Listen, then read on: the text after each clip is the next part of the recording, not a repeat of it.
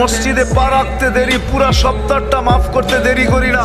আর রমাদান ইলা রমাদান, এক রমজান থেকে আরেক রমজানে ঢুকতে দেরি, পুরো বছরটা মাফ করতে আমি দেরি করি না। তোমাদের মাফ চাইতে হয় না, কেননা তোমাদেরকে নিয়ে যাইতে আসছে কে, আমি তাকে চিনি।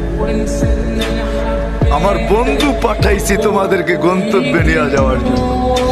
বিদায় তোমরা চাবে তারপরে মাফ করবো, এটা হয় না, এটা আমার বন্ধুর লাজ না। বিদায় আদম আলাইহিস সালাম বলতেছে ফুদ্দিলা উম্মতা মুহাম্মদ আলাইয়া বিআরবাইন, আমি চারটা বলবো না, একটা বলবো যে আমার উপরে উম্মতে মুহাম্মদীকে চার জিনিস দ্বারা ফজিলত দিয়েছেন। এর ভিতরে একটা, আমি গুনাহ করছি কোথায়, মাফ হয়েছে কোথায়। আমি গুনাহ করছি কখন, মাফ হয়েছে কতদিন পরে।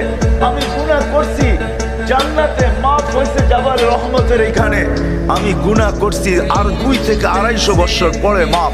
উম্মতে মুহাম্মদী যেইখানে গুনাহ করবে শুধু উপরের দিকে তাকায় একটা চিৎকার দিবে, রব্বানা।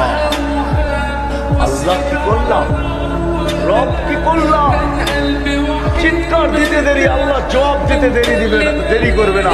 যখন বলবে রব্বানা, তো সাথে সাথে আল্লাহ চিৎকার দিবে, আলিমা আব্দি আন্না লাহু রাব্বা ফাগাফারতু লাহু। আল্লাহ বলে আমি সারা দিতে চিৎকার দিতে দেরি করব না যে উম্মতে মুহাম্মদী আমার বন্ধুর উম্মত, তুমি আমাকে রব বলে স্বীকার করলা, মাফ তুমি যদিও চাও না, কিন্তু আমি তোমাকে মাফ করতে দেরি করব না, তোমাকে মাফ করে দেব।